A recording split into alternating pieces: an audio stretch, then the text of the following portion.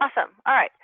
Let's jump into workflow routing and kind of the whole process. I'm going to start on the portal, and I am going to log in as my contractor.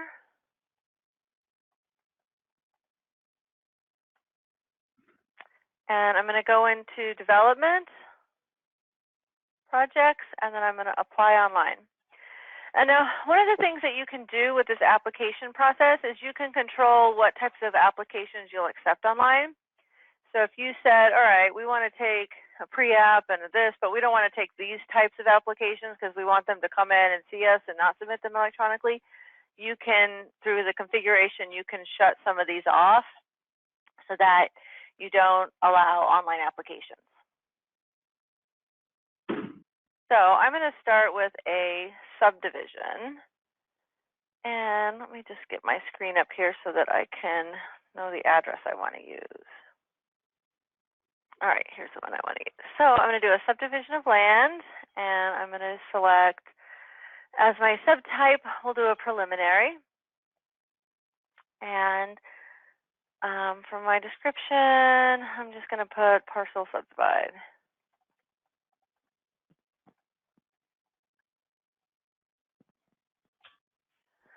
And then I'm going to enter an address of 2305 North Verdal. And I'll click Find Address. That again, found that address, pulls in the parcel information. If it couldn't find it, I would get a message. And then I'm just going to select the additional information.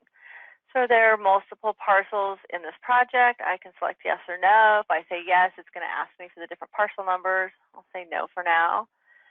And again, everything from here down is custom based on your application. So this is what Stanford's subdivision application looks like. We'll say the acres is 34.26 acres. The current zoning is planned development. Does this require future land use map amendment? I'll say no. Does it require a rezone? I'll say no. And for our proposed development, I'll select single use, and we'll say it's residential. And let's say it's 100 lots. And again, the required fields are the ones with the red lines. Those are the ones I must fill out. Owner affidavit. Let me go see if I have something I can load for that.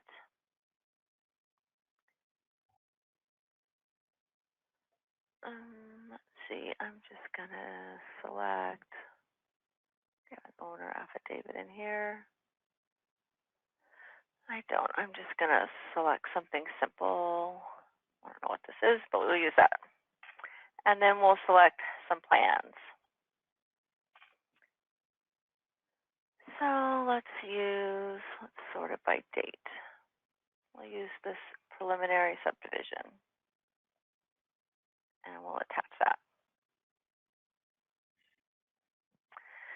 And then we ask them who is the engineer. And you can start typing an engineer, and it'll list all the engineers that are in the system. So if you want, you can use this type of a field for various things. You could use it for contractors, so it only allows them to select contractors that are valid in the system, or you can let them add their own. I'll just select Madden. I'll agree to all terms and conditions, and I'll submit my application. So that puts everything together, calculates fees if there are any, and puts the application in the system. And we have $1,000 due. I'm on the payment page. I could make that payment now. So that's the electronic submittal for a development application. Let's jump back into CitizenServe and kind of go through the review process. So I'm going to log out, and we're going to go in as Mike Cash.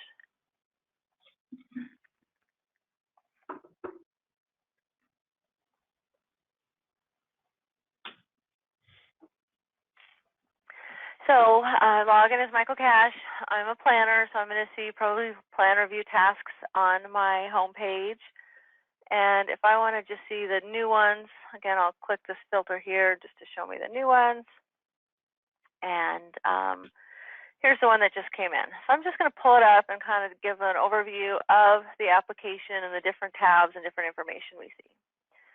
So Can you zoom it in for us? We have some people far in the back. All right. Is that better?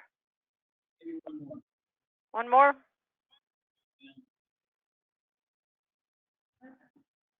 Thank you. All right. So here's the permit application. Basically, it's just pulled in all of the information that they filled in, and it's calculated the fees. If they had made a payment, the payment would be here. I'm going to jump to the reviews tab so we can take a look at the review process. So your review process can be lots of different things. So it can be, this is an automatic review, which means it got assigned as soon as the application came in. And it's going to all the different reviewers. If you see they all have due dates here, that means it went out to everyone at once, except for these last two things. You can have it go to everyone at once. You can have the tasks assigned based on completion of other tasks. So let's say maybe we wanted planning to look at it first, and then when planning was done, then we were going to send it off to fire and utility. You could wait and have these tasks, secondary tasks, triggered based on the completion of other tasks.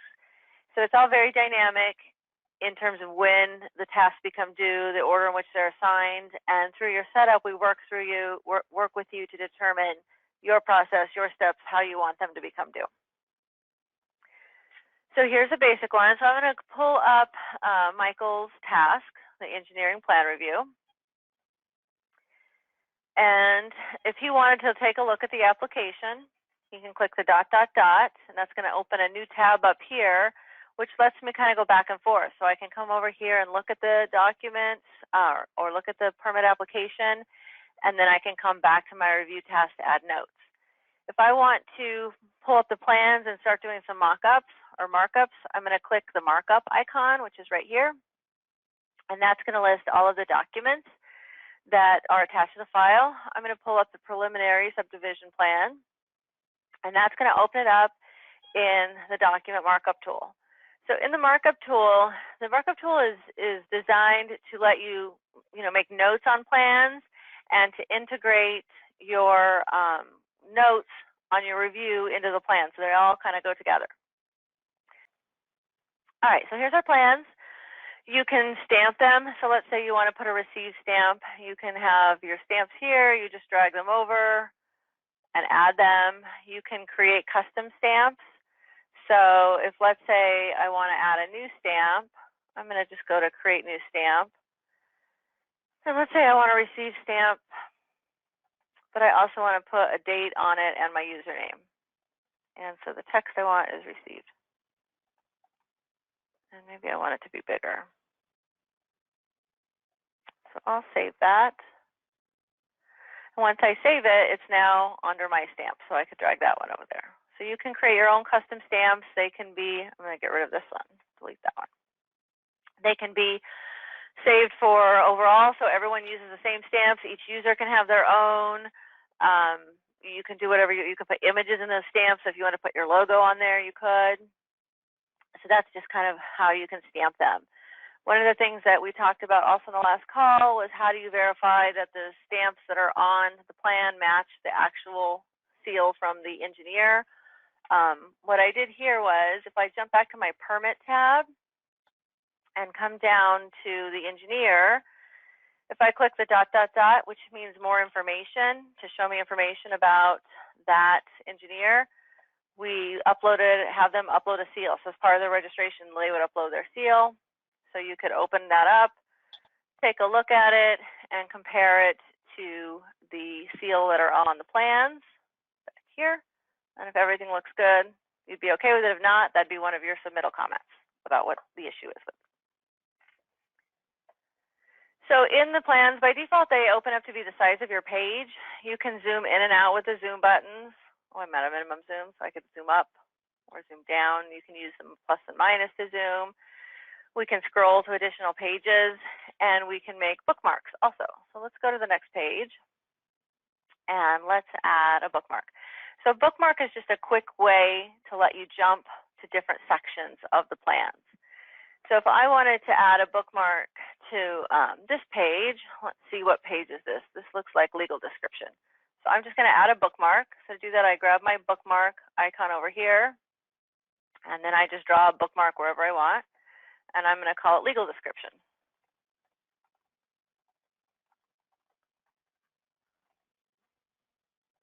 Good enough. If I wanted comments there, I could, so I'll just plug that in there. So that adds a bookmark. If I go to different pages, so let's say I jump back to page 1.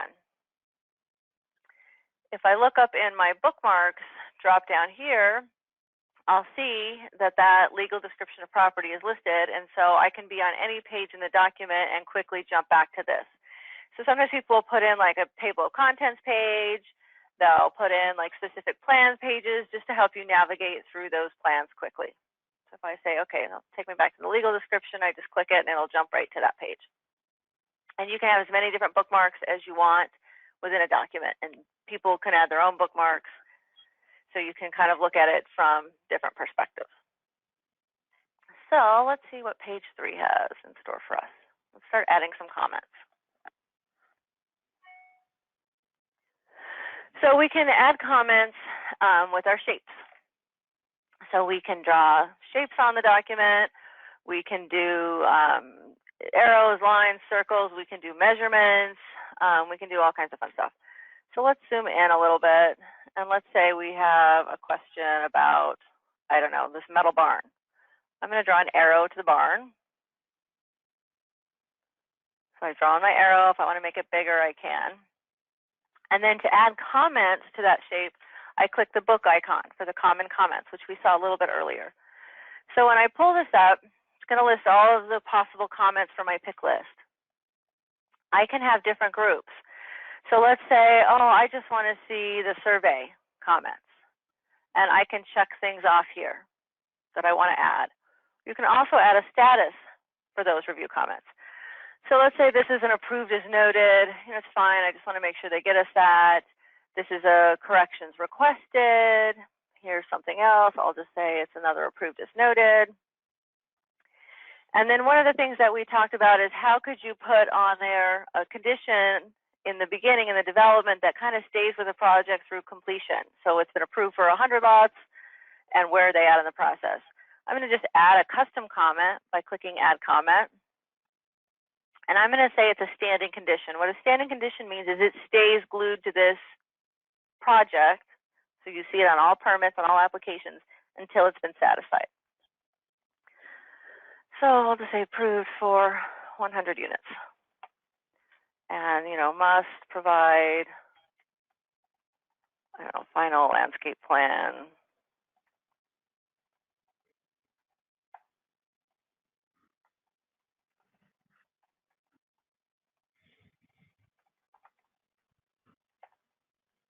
I can't type and talk.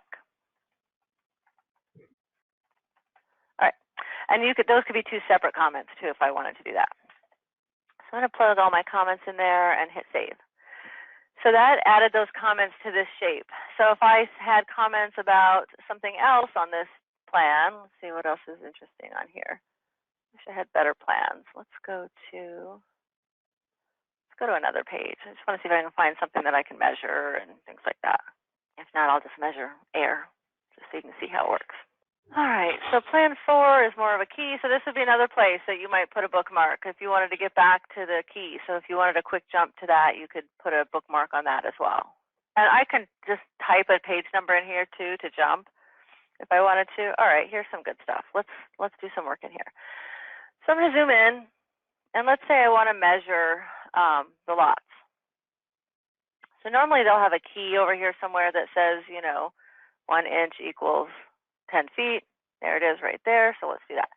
So the first thing I'm going to do is calibrate my document, telling the computer what the measurements are. So I'll click the calibrate icon, and then I'm going to measure from here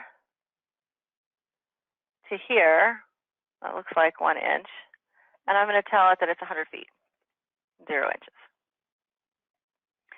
So now when I go to measure something, I'm just going to pan back over here, and I'm going to grab my measuring tool. Let's just measure a straight line from there to there, 78 feet and 5 inches. If I want to make that bigger, I can. So let's come over here and measure, I don't know, let's measure the area of something. If I want to measure the area, I click the area tool, and then I can just draw a box around the area I want to measure, and it'll tell me what that is. I made that way big. 4657.82 square feet. You can also measure like down a line and around in a corner. So if I click this toolbar, I could say, all right, I want to know what it is from here to here and down to here.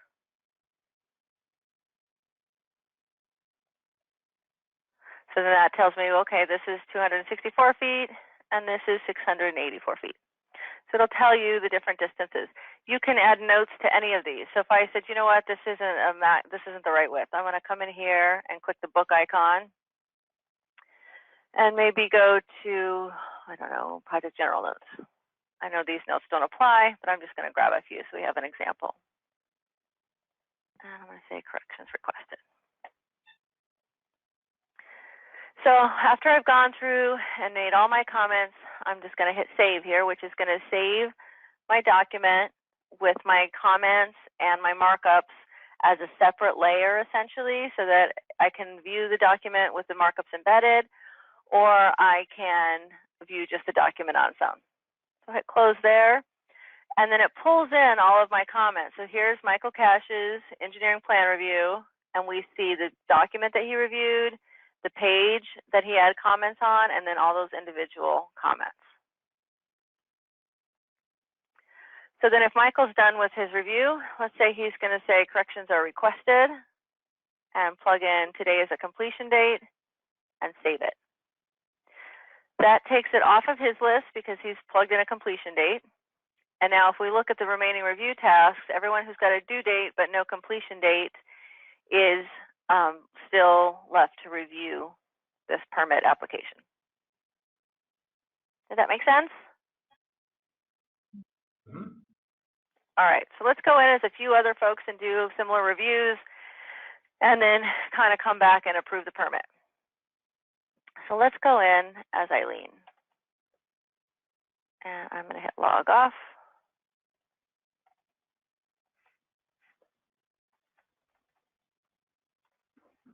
So when I log in as Eileen, she's also going to have these tasks on her list. And let's see if I can find it. It was this one. And now, because it's got standing conditions, you see the red hand. So the red hand means that there's some sort of standing condition on this project. So if I click it, it's just going to show me those standing conditions. So if you want to pull something out and identify it as important information that needs to be satisfied later in the building or construction process, you add a standing condition and it'll stay there and it'll be stuck to that property throughout construction so that the building department will get it as well. And if you want, you can add a condition that says don't issue a CO unless all of the conditions have been met. So you can add, I'll show you some of the different conditions, but they're all custom. So if you can think of a criteria that you want to add to restrict or warn on moving forward, you can add those and you can have as many as you want. So let's say Eileen's easy. She's just going to approve it. Put in today's date, done. Let's see who's next on our list. We've got Matt over in fire. Let's go in as Matt.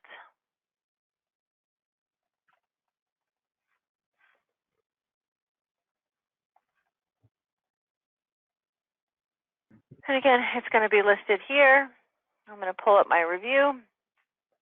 Let's say I want to take a look at some of the plans. Again, I'll click the markup icon. And let's say I want to pull up this one.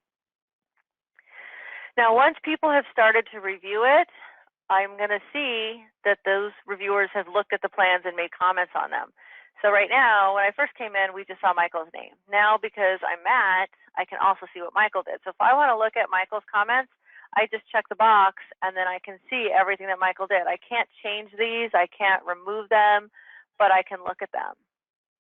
And I can also see the bookmarks he added. So if one person goes in and bookmarks it, everyone else gets the benefit of those bookmarks. So let's just go to another page and see what we get. Where did I put some of those good comments? All right. So again, I'm seeing the same plans. I don't see any comments. If I go, I want to see what Michael said, I can click it, and then I can see Michael's comments. And they number them. So if I add a comment, let me just draw, I'm going to draw a box around something and add a couple of comments. So Michael, because he's in fire, he has a completely different set of common comments that are related to what he does. So he doesn't have to look at other people's comments. We'll save those. And now if you look at it, his is numbered 2.1, or Michael's are 1.2.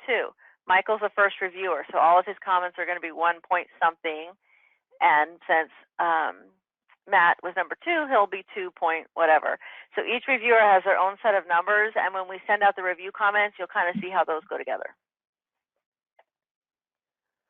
So let's save that, and then we'll come back to the review and mark our task approved as noted, or approved subject to. And you can control these, so if you do approved with conditions, you can use that terminology as opposed to approved subject to.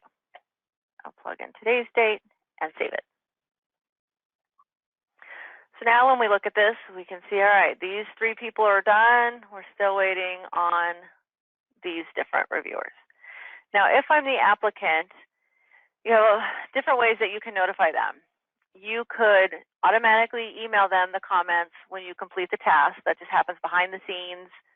It just goes out to them.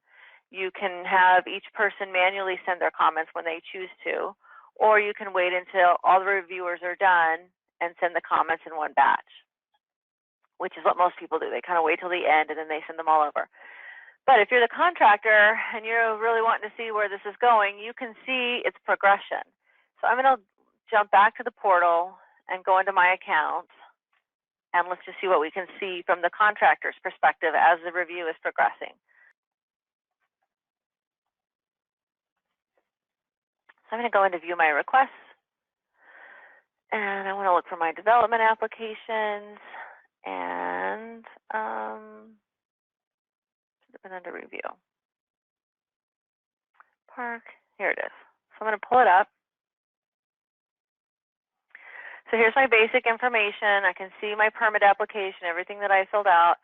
If I go to the reviews tab, I can see all the reviewers and where they're at. So you can see that these are in process. They're not done. They still say pending. You can see that these individuals have finished their portion of the review. Now you can click the comments here, which just shows you kind of a listing of those comments. But typically what they do is they go to the Documents tab and look at their plans. So if there are plan markups on this document, you get this View Comments link. So I'm going to click it, and it pulls up those plans and lets the contractor look at the plans and the comments combined. They can't edit it, they can't put new comments on it or move your comments or change your comments, but they can view everything on the plan. So this is jump to page 3 because that's where those comments were. And if I said, and it lists those comments here, but if I click it, it'll show me just the comments for that box. So I can scroll through the different pages, and there's no comments on this page. I can come here. Let's see, there's page 6. So this is the one that had all, so this is listing multiple comments, who said it and what they said.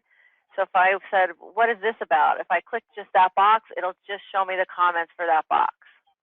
So typically what we do is we email them all these comments so that they have them, but then they can kind of go online and see the comments tied to the shapes on the plans.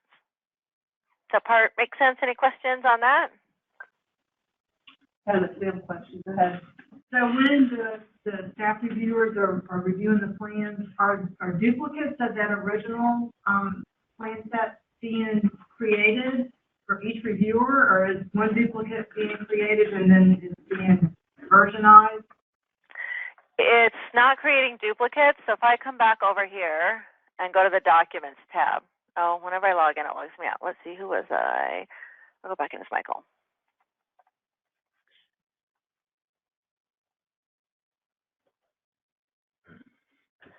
Let's go to this one.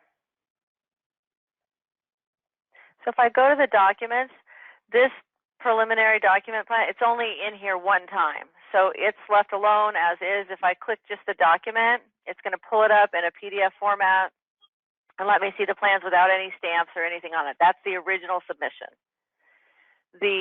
If it has a red icon here, that means that there are review comments on it. So if you click this, it'll pull it back up in that markup where you can see all of the comments. So the comments are saved separate from the document. So the plans are separate, the markups are saved in a separate file, but when you view them together, it kind of just overlays them. So you see them all at the same time. Okay. So again, it's like a separate, it's like a clone of the original, and you don't touch the original? Right, the original stays as it was. What some cities will do is they'll pull up the original, they'll stamp it, and then they'll save a copy of that so that they have a stamp. Like if it's the final approved plans, they'll save a copy of that to be that these are the final approved plans with any stamps embedded in the document, so you can't adjust them anymore. A couple things. When you started your search, when you looked at the property and the parcels and everything, you searched it by address, but usually at this stage, there may not be addresses yet. Can you search it by parcel number? And more than that, oftentimes it has several parcel numbers involved. So can you search it by several parcel numbers and show on a map the encompassed area of all those parcel numbers? When they apply online, it's limited to a single parcel that they have to choose from. So if I go back to the portal and I say I want to apply again, and I want to apply online, and I'll just pick the subdivision again. So if I don't have an address, there's no address assigned, but I do have a parcel number. I just want to go find a property so I can get a valid parcel number. Let's just grab Town Center Circle. What's this parcel number?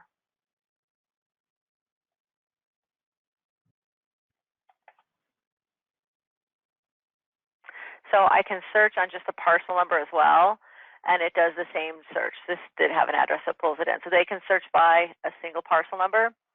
And then what Sanford did is they asked, are there multiple parcels? And if they say yes, then they, enter them, one at a time. So that you get the primary one that the address is tied to, which, maybe a primary might just be one random one, but you can attach additional parcels in the application. Can you view it on GIS then as well? When you pull it up in the on the GIS portion, let me go in here. It's by default, it's just going to show the one address. Right now, you can only show the one primary address on a map. You could, if you typed in all the addresses here, you could create a custom report that would show them on a map. So if we had a technician, they took it in and you had the primary parcel number, and then they just plug in the additional parcels, and then all the reviewers will be able to see the entire boundary included in development. Right.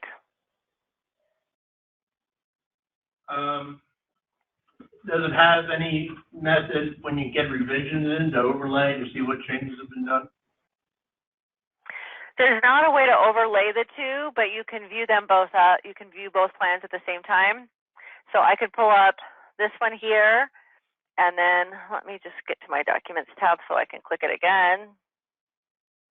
And let's pull up. This is the same plan, but we can pretend like they were separate.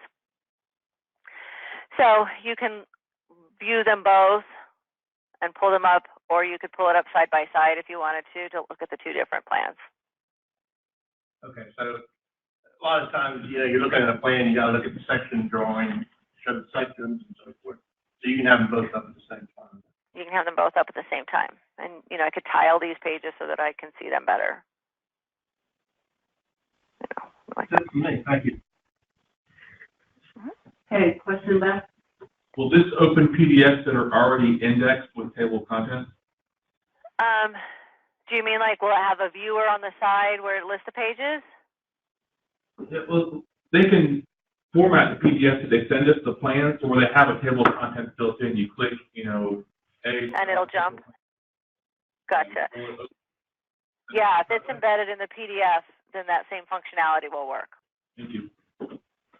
Any more questions or not? Okay, let's move on. All right, so let's, for the sake of time, let's pretend like that whole permit got approved. I'm just going to go in and approve it really quick, and then we'll do a building permit on it.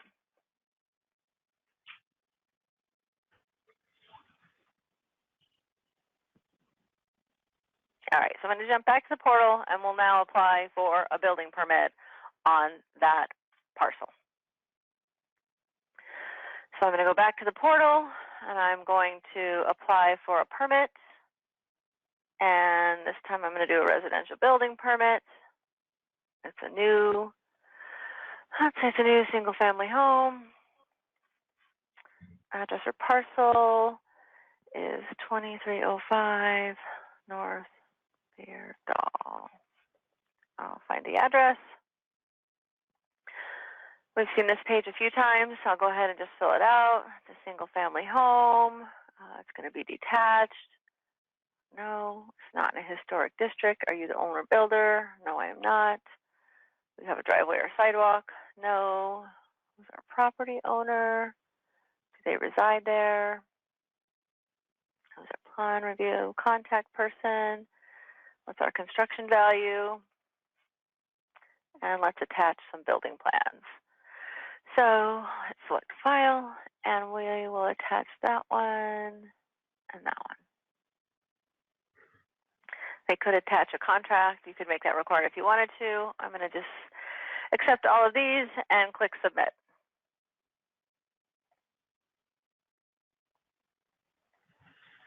Application's been received, and now I can pay my application fee.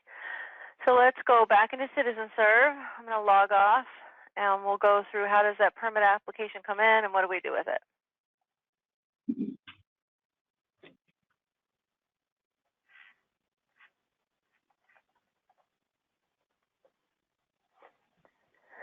So with the subdivision, it automatically got routed to everyone. With building permits, they don't want to do that. They want someone to look at the application first, make sure it looks accurate and complete, and then route it. So those are going into the unassigned activity queue. So I know there'll be the new ones. So I'm just going to look at the new one, and here it is. So I'm going to add that to my list and save it. That puts it on my checklist, and I'll just filter this to make it smaller.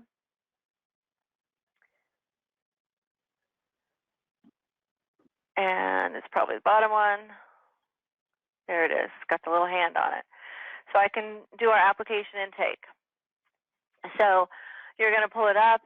You're going to click the ... to pull up the permit. Make sure it looks complete. They paid fees that you wanted them to pay. They submitted all the documents. Excuse me, that you wanted them to submit.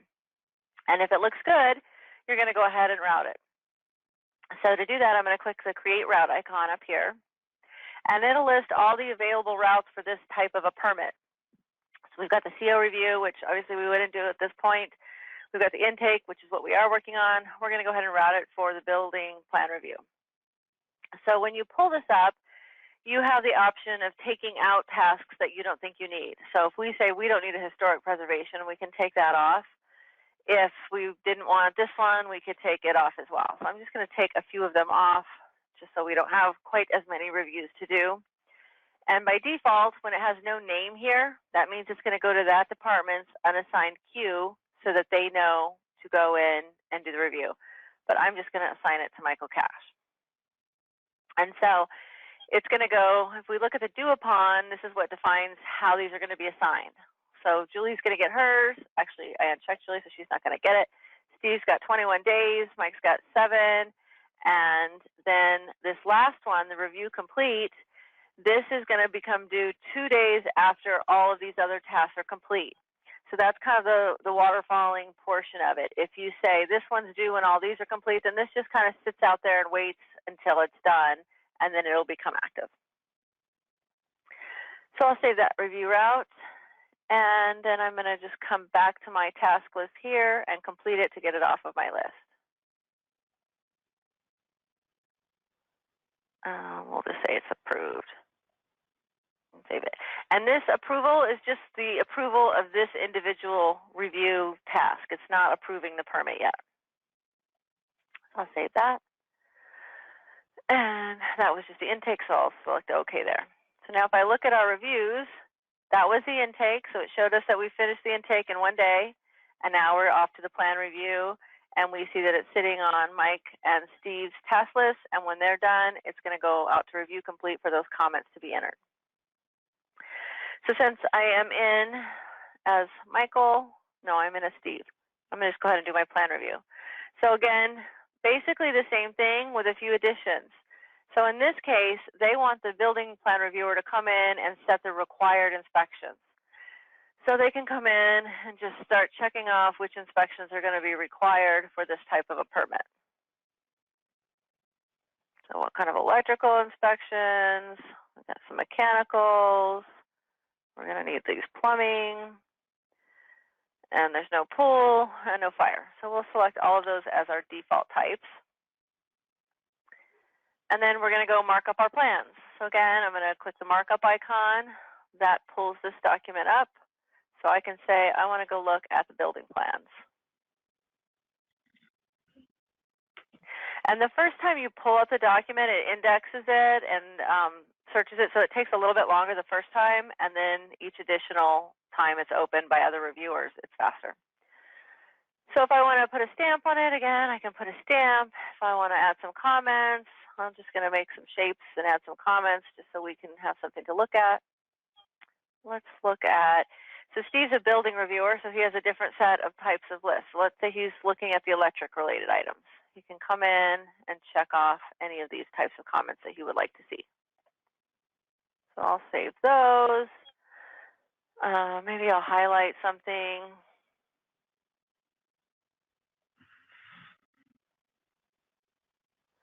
And maybe the comment's not on my list here, so I'm going to add a different comment. And I'll save it. So I finish all my comments. I'll hit save. And that'll bring me back here. So now I'm going to say, let's say it's approved subject to. And we'll plug in today. I'll save it. So now we just have Michael to do it. So I'm going to go in as Michael and do his part, and then we'll come back in his building and show you how you send those comments back to the applicant. So let's go in as Michael Cash.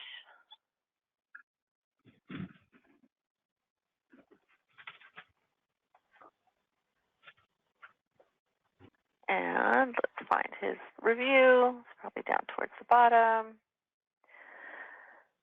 And it's the BR permit on this address, this one right here. So again, he's going to do the same thing. Now, he didn't have all those check boxes about the inspections that were required. That was just unique for the building reviewer.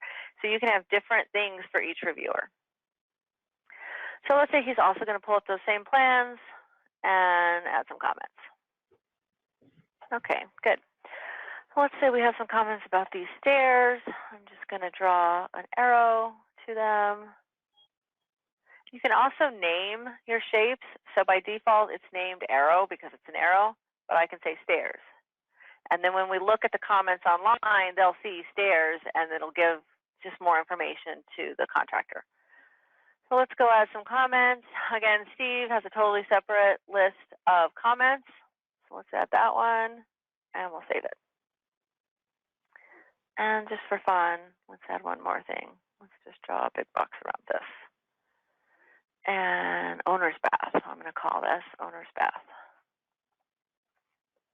And we'll put some comments. Project general notes. Let's just go to miscellaneous.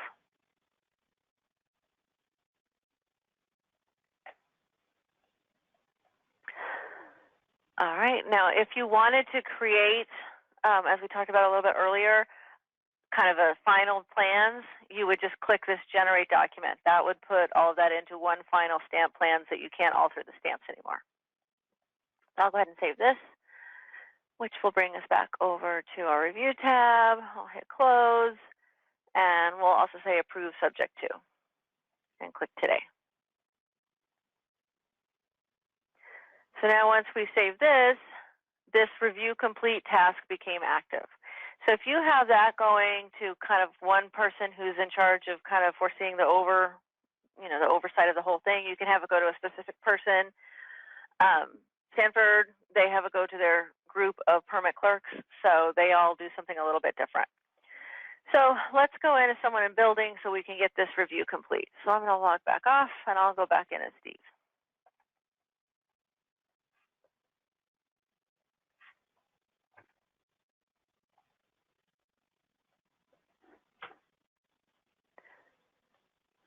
And it's going to be in the unassigned activity queue. So here it is, review complete. I'm just going to go ahead and add that to my list and save it. And then it's going to go in under my tasks.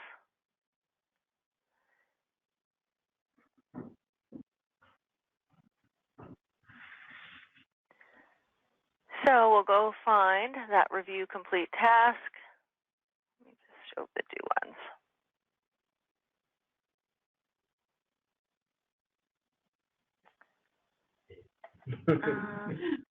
Let's see, down here somewhere is the review complete.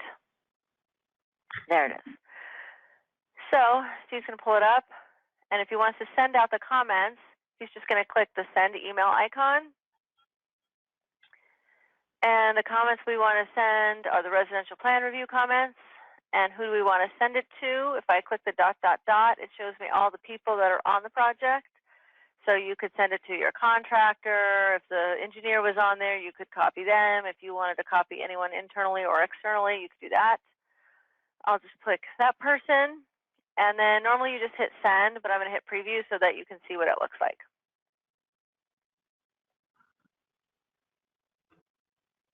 So this is just a generic comment, or the generic plan that just says, hey, here's your comments.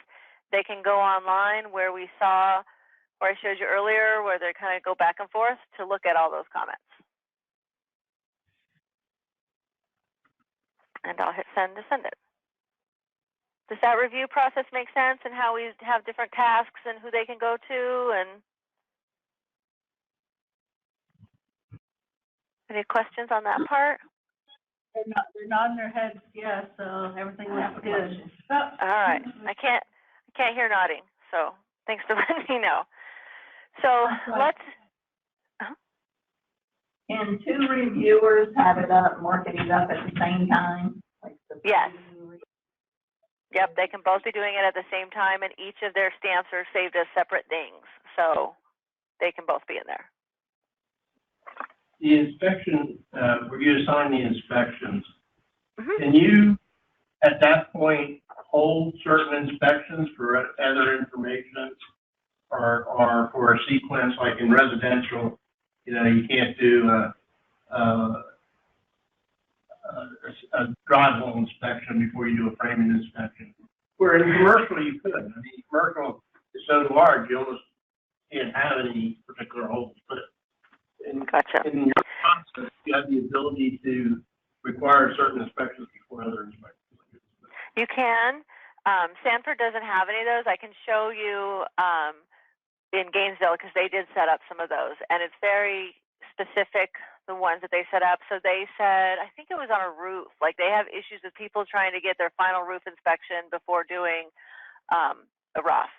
And so if someone came in and tried to schedule their final roof, it says, you didn't do the rough yet, we're not going to let you schedule the final. So they're all we call them conditions, and they're custom. So we just define the criteria, and then we set it up for you. So you could say only certain permit types have these rules, or only certain inspection types, or only certain inspectors. So maybe if they're, a journeyman, they can't request this kind of an inspection. So there's lots of different layers you can build into there. We usually suggest caution with those, because sometimes people can build in so many rules that it becomes rigid, and then people can't schedule an inspection, and then they call and they get frustrated. So it's best to kind of start with the rules you need and add more as it makes sense than throwing out a whole bunch of rules, and then it's kind of hard to work with because you can't schedule a permit or an inspection, One more follow-up question. Paper submittals, you know, obviously, you're gonna have people doing this online, but you're gonna have less sophisticated people wanting to come in and use paper submissions. Mm-hmm. I assume the system would allow us to upload it into this system so we can use the same system for all the reviews. Yeah, definitely. So if someone walked in with a piece of paper, I would go to create and select permit project, and I would type it in for them. And it looks a little bit different because we have access to more information. So if I say new single family home, and let's do 307 Live Oak. I search for that address. It finds it, pulls it in. So here's where I can see everything about that parcel. So I can see the parcel number, the owner's name and address, legal description. If you've got like zones and, you know, other types of fields tied to the parcel, those can come in. And then basically you just fill out the building permit application just like they would online. And there's a workflow route, you save that, and then there's all those fields. So you can enter it for them. What a lot of our clients have been doing is they've been setting up kiosks kind of at the front desk. And so if people walk in with paper, they try to nicely guide them over to the computers and help them through applying online. And but if someone says, no, here's my paper, you can still enter it for them through the system. Thank you. Sure. Okay, let's do that. I think you mentioned this already, but can a reviewer add a condition for an inspection as well? Such as you can't, you know, if we need this document, you can't get an inspection until the document's submitted? Yeah, well, you could just put in a standing condition in the same manner. And you could even do, you know, like if those are common things, like this is something that happens all the time, then what you might want to do is, let me just go find that one. So I can look at the reviews tab, back on my residential plan review. I mean, you could set some rules up here that say, if I check this, then this has to happen before that can happen. Thank you. And those are kind of the things that we define through our setup and walkthrough calls. We define those rules and we build the system to implement those. And you can add them later at any point in time too. So if we start out with, you know, a few set of rules and over time you want more, that's just included in your standard support. So you can add as many as you need over time as well. All right, so let's issue this permit. I'm going to go to the permits tab and just pull up the permit. So typically if there was still money owed, you would just say that it's been approved and save it. And what that's going to do is send an applicant an email that says your permit's been approved, you owe $69. So let me go to the documents tab, and here's the email that just got sent out, 2 o'clock your time. I'm going to click this, and it's tiny, so let me make it bigger. But basically, your permit's been approved. It will be issued after the fees are paid. Here's what you owe, and they can go online and make that payment. You can customize this text. So a lot of people don't like to put this in there because they feel like contractors see the word approved and they start building. So you could change this terminology to say your permit will be issued once something, something, something. So you can modify the text however you want. So let's say instead of paying online, they came in with a check. So we would pull up the permit and we'd log the check, or if you were running it through a cashier, they would go pay the cashier, and then that would send the information back to CitizenServe, and it would show as paid. But I'll just log a manual payment by clicking the credit card icon. And let's say they pay $2629.13. And I'll save it. So now we've got a balance due of 0, and we can issue the permit. So I'm just going to change the status to issued, and I'm going to generate our permit card. I'm going to do that by clicking the generate letter icon. And we want to generate the BR permit. I'll hit generate document. And then here's our permit card. So it's pulled in everything that we said was required as a required inspection. It can print that on there. Let me make it in print mode so you can kind of see what it looks like on a page better. I'm on test, so it doesn't have the icon. But this is what it looks like, the printed card. It's got this warning that is state text that's supposed to be on every permit in a specific font size and the specific bold. Gainesville put this on page 2. There was a lot of debate about can it be on page 2 of the permit, but that's where they chose to put it. So here's the permit card. The contractor gets an email that says that it's been issued. I'm just going to hit save. And they got another email that said it's been issued, and then they can go online and print their own permit card, so they don't have to come into the office to get it. Get bigger. Go ahead, Jimmy, question? Yeah, just one word. In the inspection process, when the inspector's in the field, and let's say it's a big project, and they called for a framing inspection, and he says, well, you can't pass the framing inspection, but I can give you a partial pass of the framing on the east side of the building, so you can keep working over there. So does he have the ability on site, or the inspector have the ability in the field to put in a partial approval of an inspection? He does. So let's definitely. So let's schedule some inspections and see how that goes. So I'm going to jump back to the portal, and let's go into my account and log myself back in.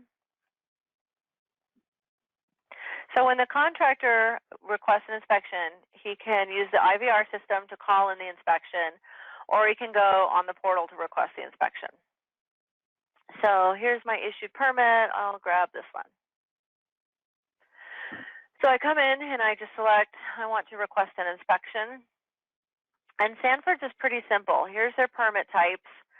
So let's say I'm ready for my footer inspection, and I'd like you to come out today.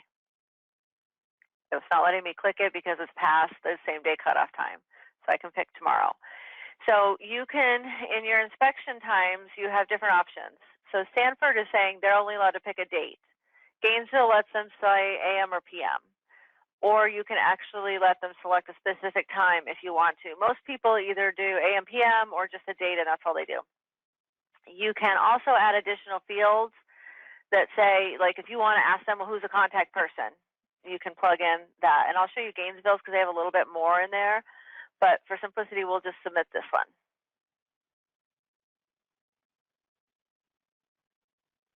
So the inspection's been requested. Let's go see where it's at. So if I go back into CitizenServe and look at my inspections tab, every time I log in on the portal, it logs me out here. So we log in again.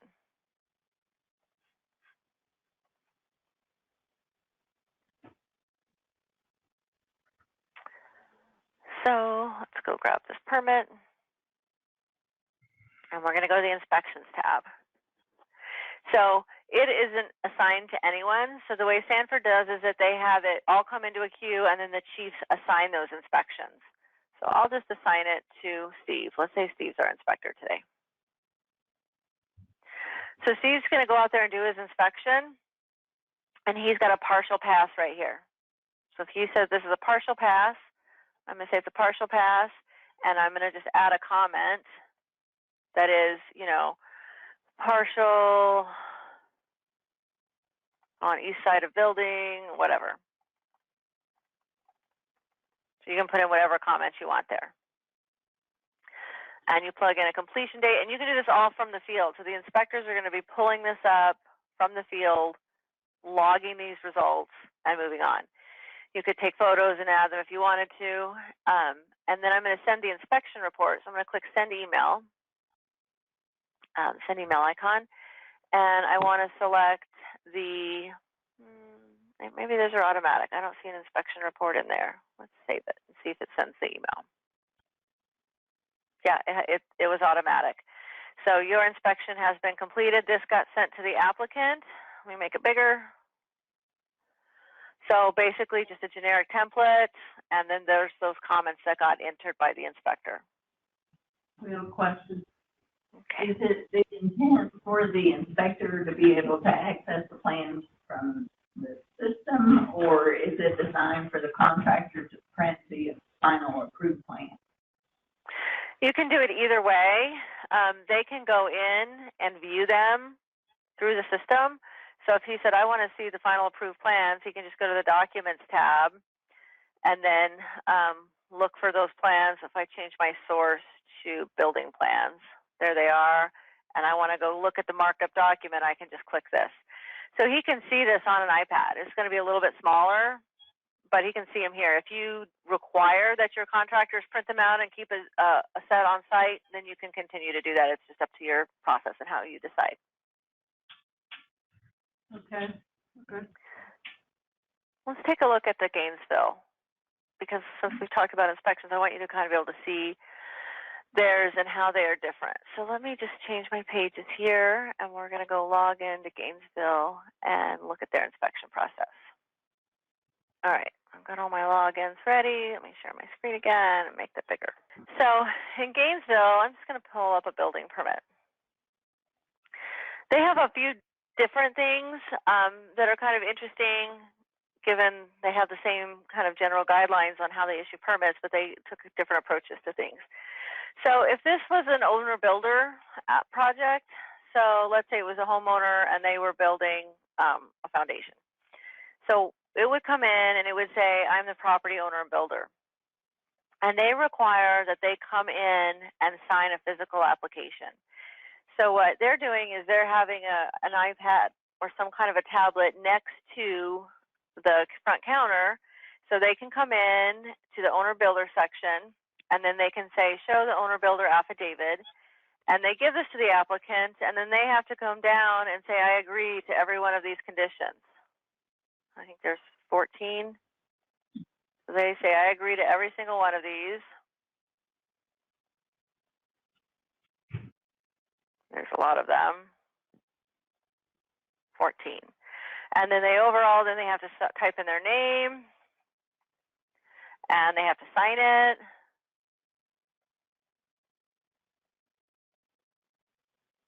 And plug in a date.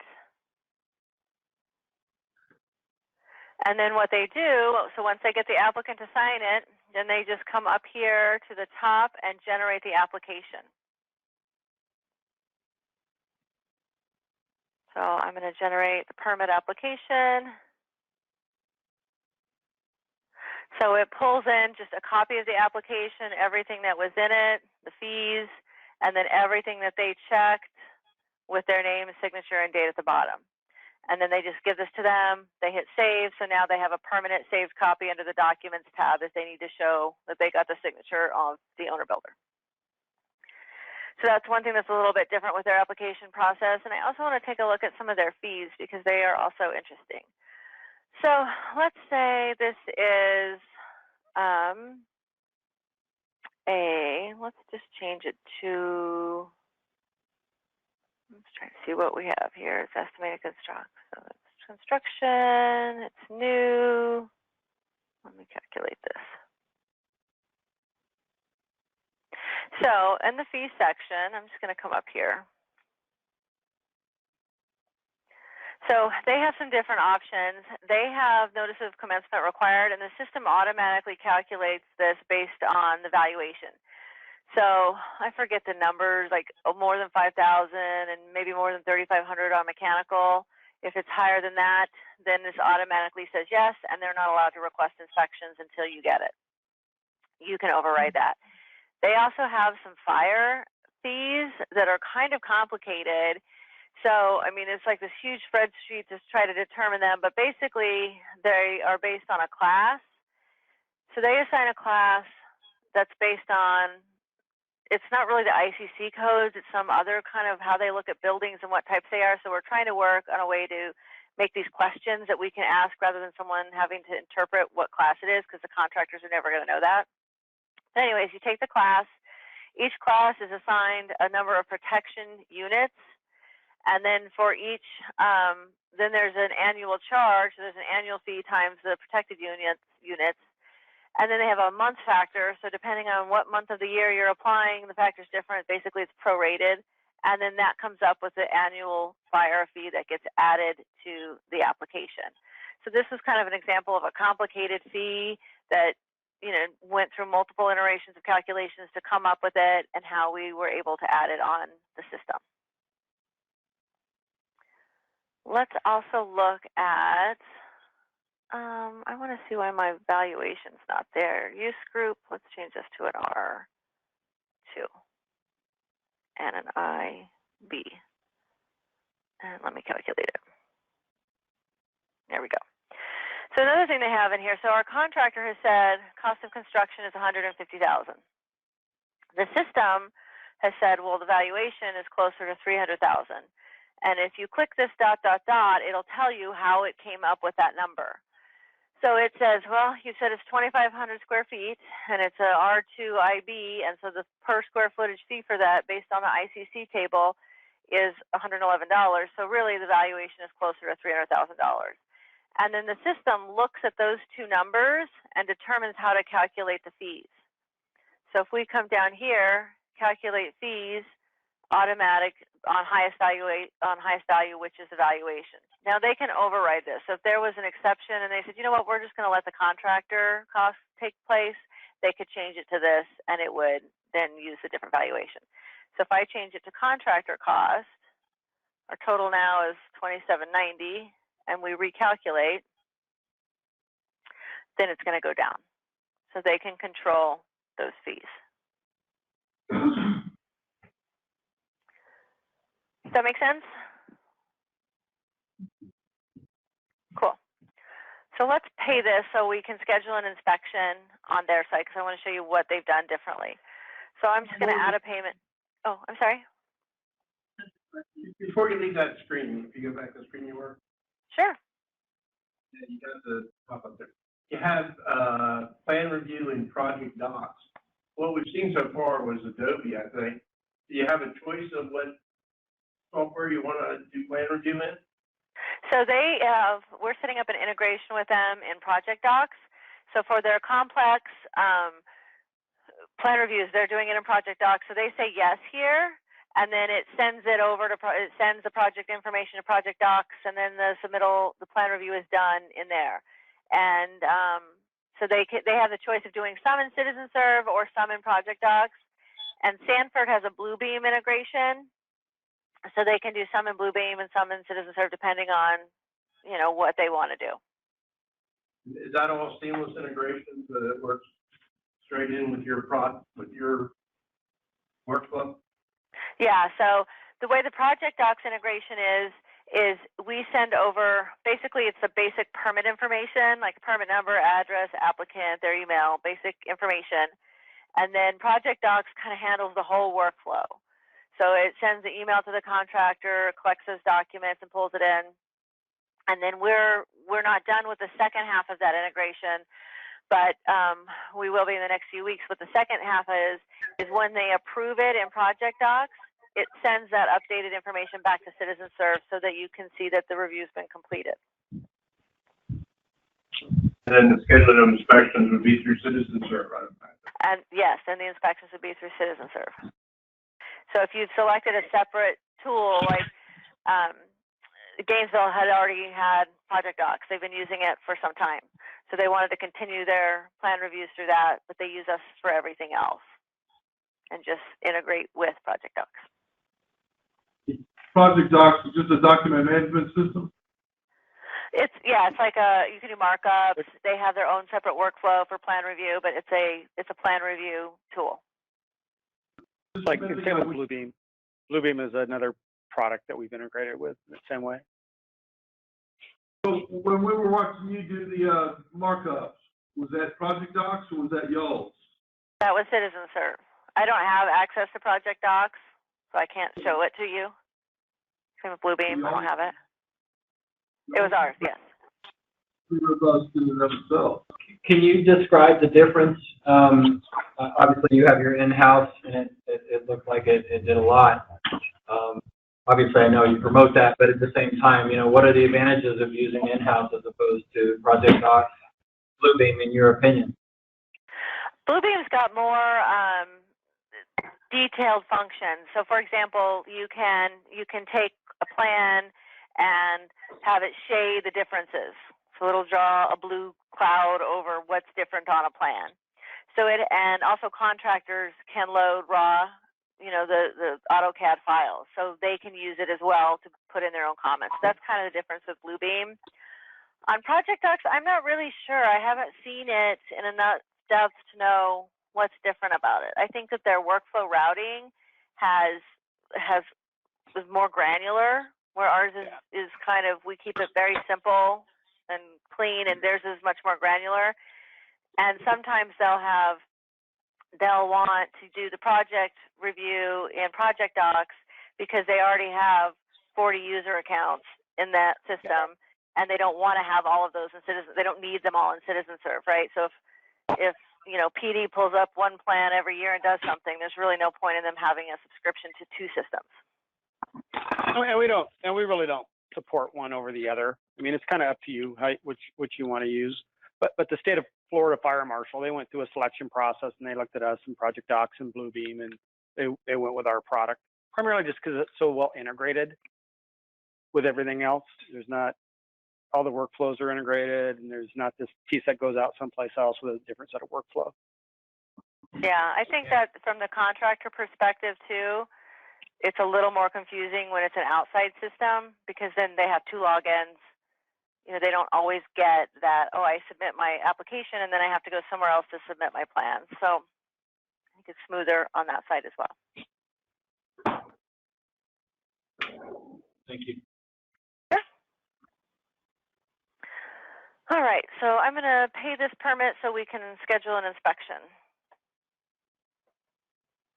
So 1660. And I just wanted one other thing on it. So like with CitizenServe, when you have a subscription, all of our software is included. So it's not like, you know, we're trying to push it one way or the other because we're going to, you know, have an additional fee associated with it. It's when you have CitizenServe, any user has a subscription. It includes all of the software now that we have and what we come up with in the future. So when we came up with this tool, we didn't come into our customers and say, hey, we got this great little add-on, and if you want to use it, it's going to cost you more. It was just rolled into the rest of CitizenServe, just like everything else.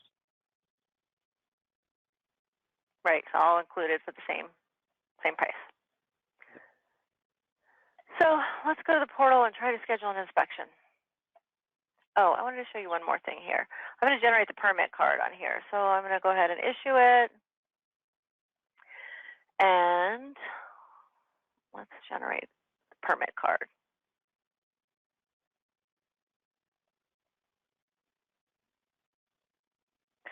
So their permit card is similar. I didn't select any required inspections so that they print down here. But one thing that it does do is if the contractor has multiple licenses, actually that's on the application. Let me generate the application. If the contractor has multiple licenses, it looks at this complicated table to define, well, what license is good for this type of work? So if it's an electrical permit and I have a general contractor license and I have a electrical contractor license, it'll know that for this type of permit, it should print the electrical contractor license here. So it's got a complex, you know, matrix to determine, all right, the contractor can have 15 different types of licenses, but this is the one that applies to this type of a permit, and that's the one it prints on the permit card.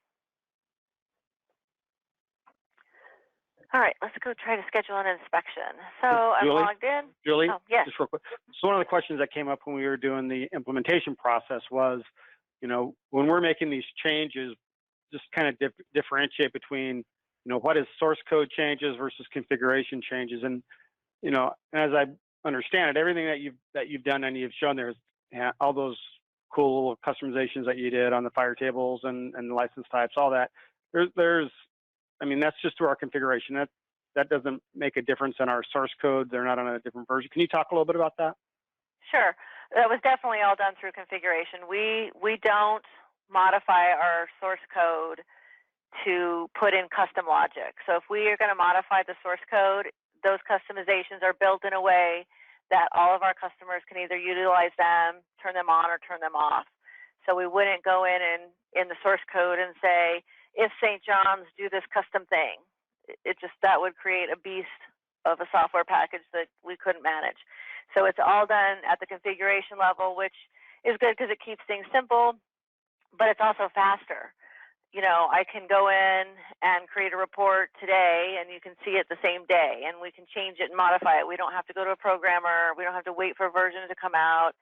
So 90% of it is through the configuration. Occasionally, there'll be, not occasionally, fairly often, we'll get customers who say, hey, it'd be really cool if it could do this one thing that it just doesn't do, which would require source code modification to do. And if it's a really cool idea and all our customers are going to benefit from it, then we add it to the system and everyone gets to utilize that feature. Those obviously take longer to implement because they're built into the custom application. It's not something on the fly we can just change. But most, like everything I've shown you today has been configuration stuff. Thank you. Sure. All right. Let's go schedule an inspection in Gainesville. So I'm going to go to my account, take a look at my requests. Let's go over my issued permits. And I think this is the one. So they come in and they say, oh, I want to request an inspection. So they'll select the inspection type. So this is a building permit. Let's do something silly and try to request, I don't know, a fire alarm. So they have custom notes. So based on the inspection type I select, I get a different note here. So if I say, oh, it's a gypsum, then I see a different note. So this helps the contractors decide when they should be scheduling certain inspections. So if I go ahead and just say it's a tent final, and I'd like to have my inspection tomorrow, and they allow an AM/PM option, so we'll see that, and they'll put in a name and a phone number. And I'll submit it. So once Julie? they submit it, yes? Sorry. It's one of the things we also talked about when you were here was just kind of, you know, our ability to embed help like through the notes and fields and other documents that can be linked here.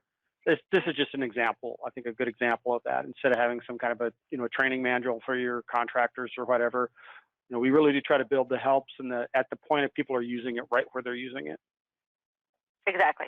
So yeah, that note right back here was tied to that inspection type, and you could configure this. It takes 2 seconds. It's like 5 clicks and typing and you're done. So if I wanted to change that, I could. So when I try to submit this, it goes and does all these condition checks to see are any of these conditions true. So this one had quite a few. First it's saying, you can't do this. We need a notice of commencement on this project and you haven't submitted it. So it's going to stop them. They're going to have to go back and submit a notice of commencement before they can schedule an inspection. The second thing it's saying is they don't want people scheduling electrical inspections on building permits. So they want them to schedule them on the electrical permit. So this check says you're scheduling the wrong type of permit for the trade or the wrong type of inspection for this trade. Go to your trade permit and request the inspection there.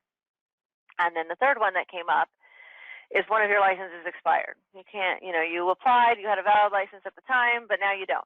You need to update your license information before you can get an inspection. And so I think they've got about 10 maybe different checks that they do for an inspection request, and you can have as many as you want, and all of the conditions will show up. Now, if I scheduled this through the IVR, I wouldn't get all of these because it would just be cumbersome to read this whole thing in, you know, TechnoTalk. So it just picks the first one. So it would say, you know, an inspection can't be requested because this, or if they do it through text, this is a text they get back. So through the IVR, it only shows them one at a time. It does all the checks, but if it hits one error, it sends them the error and then it stops. So that's kind of an example of how you can force some of those. I think another one of the checks, I think there was one on roof. Let's try roof. I think that's where I had it was roof. No. I can't remember where it was. There's another one that's like they can't schedule this one without that one. So that's another example of how you can set up those conditions on the inspection. Any other questions on the inspection side of things? Not right now. All right. So let's go back to Sanford and take a look at COs. All right, so I'm going to go back to that same building permit. And let's say the contractor is asking for a CO. I've seen this handled multiple ways. So some cities just generate the CO. As long as there's a final inspection that's approved, they just generate the CO and that's it. Some, like Sanford, they have a workflow route that's tied to that. So if I go into the add route, I'm going to see a CO CC review route. So if I click that, it's going to go to all these different departments and saying, hey, they're asking for their CO. Are we ready to issue it? So it's requiring a specific sign off from each department to issue the CO. So if I save this and we go to our review routes, here they all are. So you can track specifically which departments looked at it. They can add comments. They can say not approved. These could be inspections if you want them to go to a separate inspection tied to the CO. You can have various different tasks in here based on who you want to do the CO. So let's just say that we're going to go in and they've got utility assesses some final fees. So they go in and check final fees and add those to the permit. Oh, one thing I forgot to show you in here. Let's just do an inspection on this permit. I'm going to add another inspection on our BR. And let's just say it was, I don't know, the drywall. And I'm going to do it today. And let's say that they failed. I'm going to put in disapproved with penalty and save it. And what that does is it automatically adds the fee to the permit. So if I go back to our permit, actually, it doesn't do it in Sanford. I'm sorry, it does it in Gainesville. I get confused with these two sometimes and they overlap. But you can set it up so that it'll add that re-inspection fee right here, and then they're not allowed to schedule inspections until they pay all their fees. So as soon as they try to get another inspection, you'll be able to collect that inspection fee. All right, let's go back to our COCC review. So each department, the way we've got it set out, it went to everybody at the same time, and then when they're all done, it's going to come back to building for that review complete. And then when they're ready to issue the CO, we're just going to go to the Permits tab and generate the certificate of occupancy. Hit Generate. And they can select either a certificate of completion or of occupancy. So let's take a look at the occupancy. And I'll hit Submit. And there's the CO. You could put conditions in here. So I was able to just generate this without that review route being completed. But if you wanted to put steps in that say you can't issue the CO until you have all of these tasks completed, you can add a condition like that to warn you or stop you. So those conditions can be set up so it's just a warning and the user can go around it and still do what they want to do, or it stops them in their tracks and doesn't let them.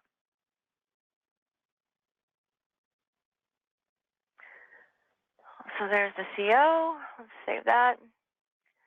And let's go back to this hand situation. So I'm going to pull this permit back up. So you've got this little red hand.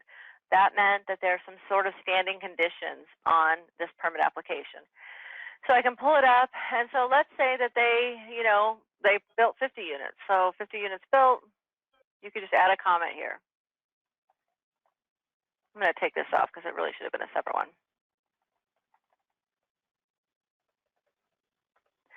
So you can just add that comment in, and then when the next permit comes up, they'll still see the hand. And when you click the hand, you can see additional comments. So you can add to this condition with various comments as you go along to kind of keep track of all the different changes. And then once it's been satisfied, you just change it to a satisfied condition, and then the hand goes away. And you can have multiple of those. So if you set up in the review process a condition like, we're going to need this before you can have your CO, or we're going to need that before you can have your final inspection, you put them in a standing condition. So did that actually place a hold on the CO, or we just have to pay attention to the hand? You know what I'm saying? You could do a combination of the hand and a condition. So if we said, let's add a specific kind of condition that's don't issue the CO, then we just add a condition in the system that says don't let the CO be issued if this exists. So you'd use the, and then it would stop them. So you'd use the two things together, the two different tools together to stop that. You could do the same thing for hold. So if I wanted to put an alert on a contractor, let's say I want to put an alert on Acme Construction, no more permits, fees due, or something like that. Then anytime anything comes up with this contractor, you're going to see that note.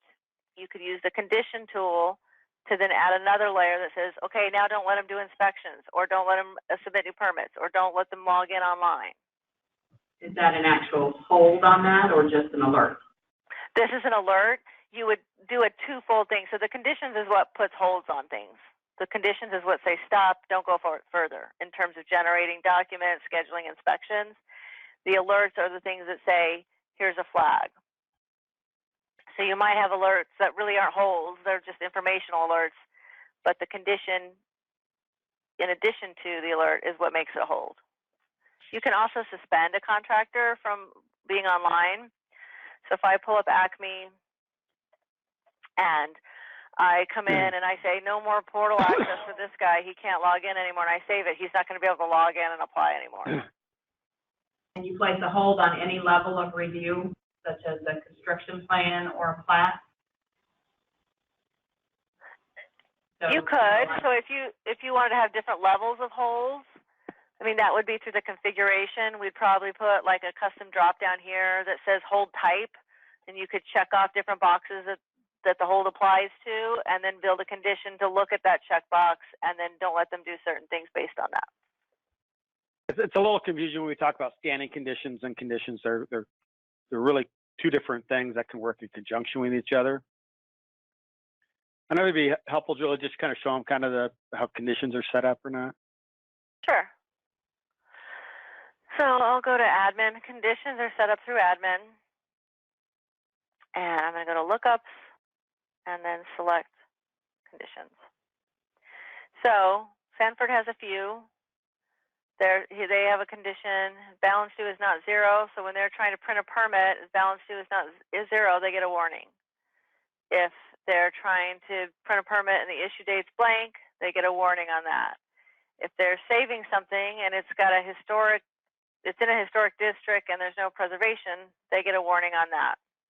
So there's different levels of conditions. So if I were to add a new one, these are all my different places that I can set a condition. So what we've talked about most is scheduling an inspection. So if I'm scheduling an inspection, do some check. And it's custom logic that we build into these. So the check can be whatever as long as we can qualify it and query on it, right? So there's a flag check. There's an expiration date is in the past. You know, things like that you can build logic around. You can submitting permit applications, logging in. There's a condition on when you log in, you'll see a message that says something if this condition is met. So there's lots of different options that you can set these conditions or rules, is what we typically call them interchangeably. Did that help clarify that a little bit? Yes, thank you. All right. All right, let me just look through your list and make sure that we touched on everything, and then we can drill into details where we want to. So we talked about all the project aspects, from development to permitting to inspections to the CO. We kind of went through that whole process. Did that make sense? Do we have any general questions on the begin to end process? Go ahead, Jim.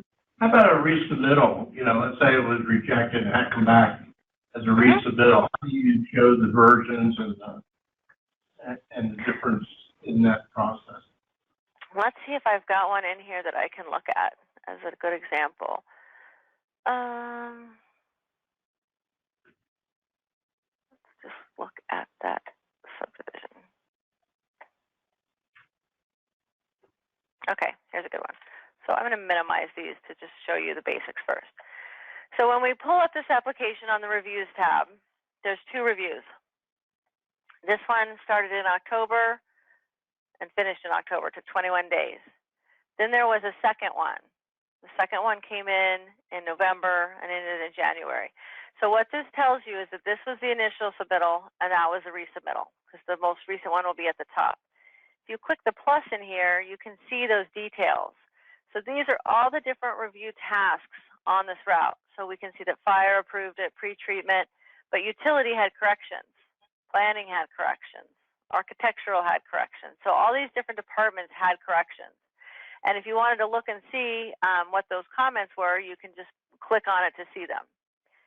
So the comments get pulled together and sent to the applicant, and then they resubmit. They set new plans, they update their documents. Anything that they were asked to change through the comments get resubmitted, and a new route gets created and goes back to all the different reviewers again, where they can basically do another review and look at their same comments. So if we look at, let's see, I'm trying to find one that was after January, because that's when they started using the system. So I want to make sure there's some comments. I don't know if there's going to be actual comments in the system, but let's look at this one. Here they are. So these are the review comments that were tied to this one. So you'll have additional review routes on your reviews tab. And there's a lot of information when you first look at these. It can be somewhat overwhelming. So it's simple to just click this minus, which hides the details and just shows you the overall review route so that you can see how many submittals there are.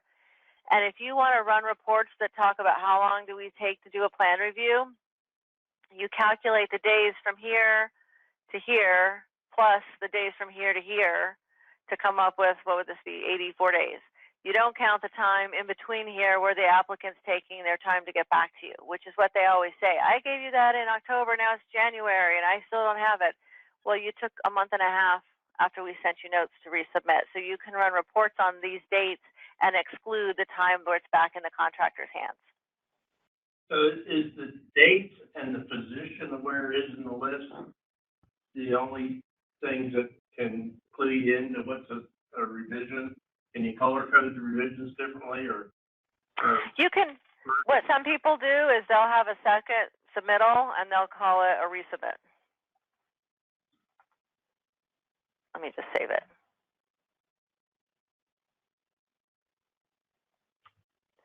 So that you'll see one's a resubmittal and one's not. Can be done online, right, Julie, in terms of the status, so that, you know, when they, when it's in, you know, normally you can't go back and, you know, change your application or resubmit things unless it's in a certain state. Right, once it's been approved, you can't go in and. Oh, did you lose Julie again? Can you hear me? Yeah, now we hear you. Yes, Julie, you there? I can hear you. Yeah. The beauty of telecom. All right, so did we, ability to sign and track workloads. Do you feel like we covered that? Did we answer your questions on that? How we can assign different workload routes, how we can modify them? Yeah. Okay. And those, again, are all covered under admin. So if we wanted to modify a review route, I'll just go into admin and we can take a look at one. Lookups, and I want to modify workflow routes. Let's look at the building route. So these are all the different review routes. Let's look at an electrical plan review. So electrical plan reviews are going to planning, building, and a separate person in planning. And they're due 10 days, 14 days, and 10 days from route assignment. And then once all they're done, this one's completed on multiple activities. So if I click this, it'll say, okay, once all of these are selected, that becomes due. You can also set these on statuses. So this is set up no matter what the status, send it back to the reviewer. But you can say, you know what, I only want to get it if they approved it. I don't want to see it if they denied it. So just depending on how you're communicating back with a contractor, we might use some of the different statuses. It just depends on kind of what your process is. If you want them to be handled as an overall batch, then you typically get everything back and send the contractor notes. If you're handling it individually by each reviewer, then each reviewer is usually sending out their notes.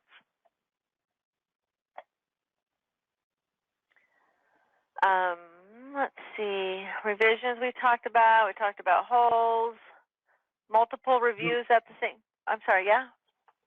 Julie, if you could kind of pretend you're a reviewer, maybe on the land development side, because there's usually a lot more departments on that perspective, and I have a very large development, and I want to see every application associated with that development.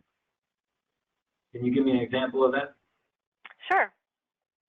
So let's go to a subdivision and see. I'm just going to pull one up that I haven't looked at just to see what do we get.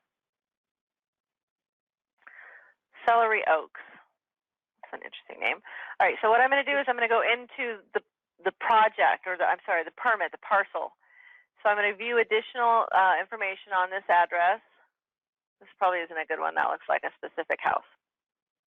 So when I'm on the property, if I go to permits, I'm going to see all of those different applications. So if they had a zone change, you'd see a RZ if it's called rezone. If they had a PUD, you'd see a PUD. So you see everything about that parcel and all the different details at this level.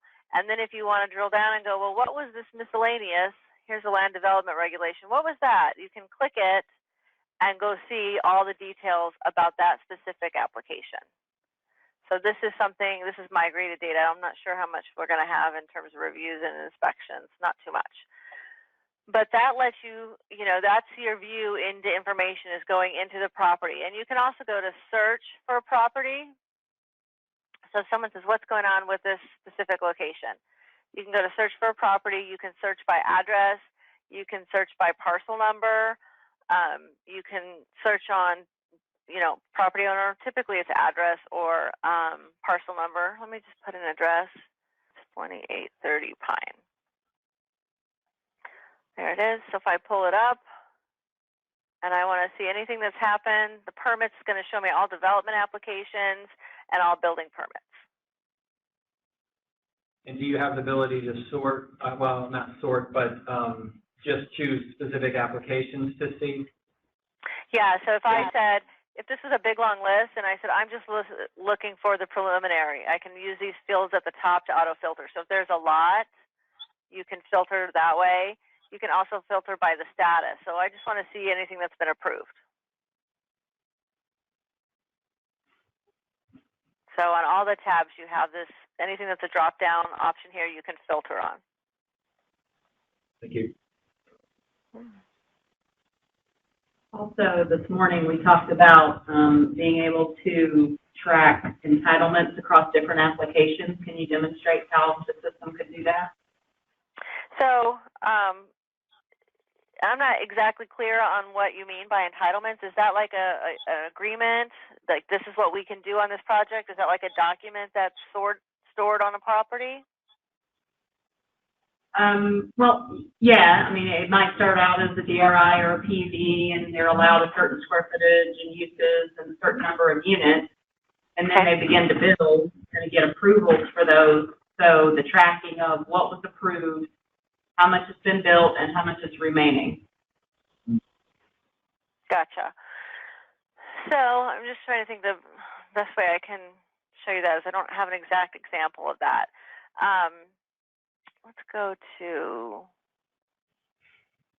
all right, so I'm going to go here and pull up the parcel.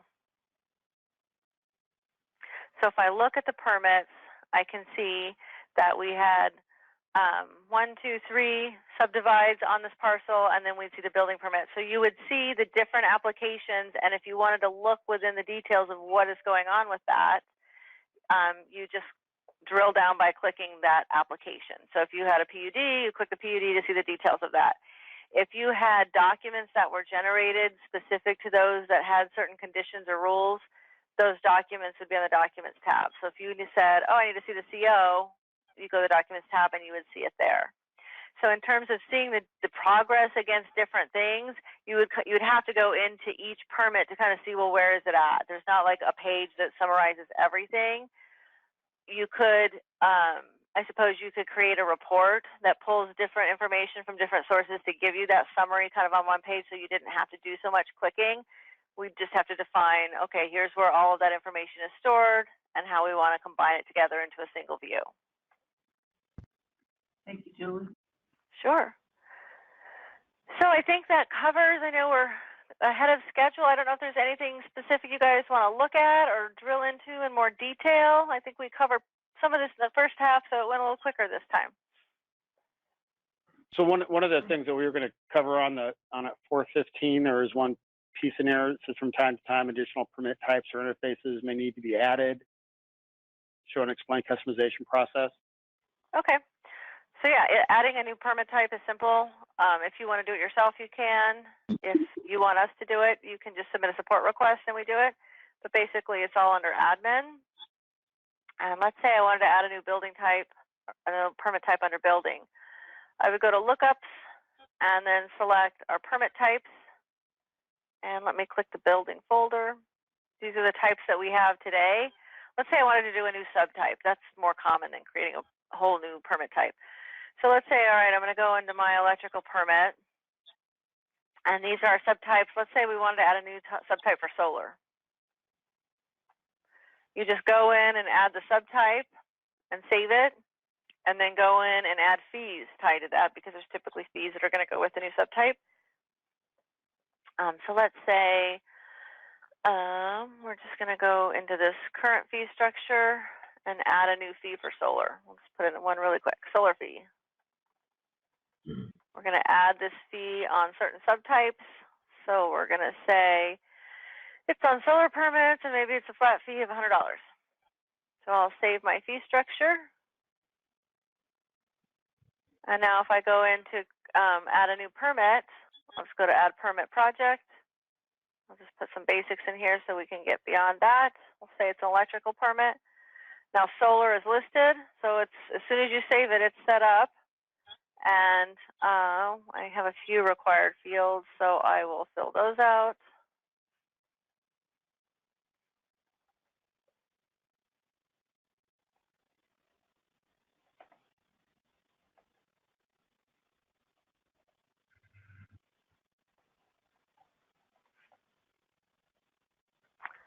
And when I save it, here's our permit and our $100 solar fee. So it's pretty easy. Like I said, you guys can do it yourself. We can do it for you. If you're changing subtypes, it gets a little more tricky because you have to deal with all those permits that use that subtype. You can't just get rid of it. So if you're doing things like that, we'll kind of advise you on, okay, if we change it, these are the implications. How do you want to deal with it? And we can work together on that. But adding a new one is really simple, or a new permit type, basically the same thing. You just add a new permit type rather than a subtype. Was there any questions? Did you have a question? I did, and it kind of dovetails off of Dan's previous question on the entitlement. So it looks to me like you're maintaining the history, the application and the permit history within the parcel coverage? Yes. So they're tied into the parcel. Can you build anything based on a polygon? A polygon of multiple parcels or multiple parcels and pieces of another parcel? You can tie multiple addresses or multiple locations to a single permit. So when I'm on this permit, I can go add another address and add another point, which the sum of those could make a polygon. But when you look at it, if you go to search for a property, you can't search for multiple polygons. You know, it's an address at a time. So if you looked at it from the permit application side, you could see the different addresses. But if you went into the parcel itself, it would just show you the ones that are on that parcel. And all those parcels and everything is joined at that file level, which we call a project. Right, as in a tree kind of affiliated application. Okay, thank you. Okay. Any other questions? I think in order to not shortchange you all, I think we need some more discussion on the entitlements just so we know and we can make informed decisions when we go back, because we want to know what you'll be able to do, what you won't be able to do as compared to others, obviously. And either through maybe we're not describing it appropriately with the entitlements and the impact fees, or it's just a lack of understanding. And obviously you're not here, we can't, describe it as well. But I want to make sure that we have a really good example we can give them to help them, because I feel there might be some ability there with fields that they just create that might slow down. And I just want to make sure that we have a good example that we can talk about entitlements. Starting off and going down. I'm looking to my staff too. Like a good example I can verbally? Yeah, just a basic one. Right. I mean, if the data is being recorded in the system, you're saying that you can obviously create a report based on any of those fields. So if a PUD has 100 units approved and that's entered somewhere, then we have that data. And then each plat or subdivision construction plan has a specific number of units that fall within that PUD. So the data would be recorded. So you could create a report. Is it possible to configure something that would total those numbers for us without having to do a report? Or is a report the most efficient way to provide the data that would be the most accurate and up to date at the time that you pull the report? To view it all kind of in one page, a report would be the best approach. Reports that don't necessarily have to be reports in terms of what we think about is a general report. It could just be, let's say I'm on this permit, and this isn't a great example, it's electrical, but I could have a document here that is, you know, entitlement history or something of that nature. And you click it and you generate it, and it creates a form letter that's pulling data from all the different projects on that parcel and doing that math to say, okay, this one said 100, we've got a minus 50 here and a minus 50 there, so we're at 0. So it could be a document that you generate. And this document doesn't have any drill down, but that report that we could create could have drill down to different places so you can quickly get to it from a report. So report's not like a static. This is kind of a static report, but a lot of functionality to be able to drill down from reports to the subcomponents. So we could go all the way down to building permits and COs underneath each plat specifically and be able to, like you say, have it interactive where you can drill down from that report to a link on the report to go to each permit if needed. Yeah. So I don't have any good examples, but let's just say the CO issued report. You would have some kind of header information that had that summary and then lists all the different permits that were on that parcel, and then you could drill down to go see that. And this could say, you know, 100 units, minus 50, minus 50. So as long as those data elements were entered in specific fields, then you can report on them and do mathematical calculations on them. If it's embedded in the notes somewhere, then you can't do that as easily and not as accurately. So if it's something specific like that you're sure you want to track, we have a field that says units approved, and then on the building permit, you have units constructed, and now you can do the math to see what the deficit is. These are kind of nice because you can drill down to each one of those in a different tab or a different window too. So, I mean, all the web browser functions are available. So that's nice because you may want to open up two and kind of look at those in different tabs and things like that.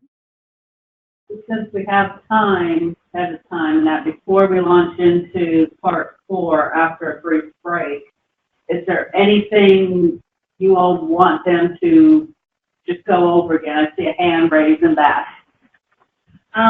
Contractor licensing. St. Johns County tests and gives out licensing.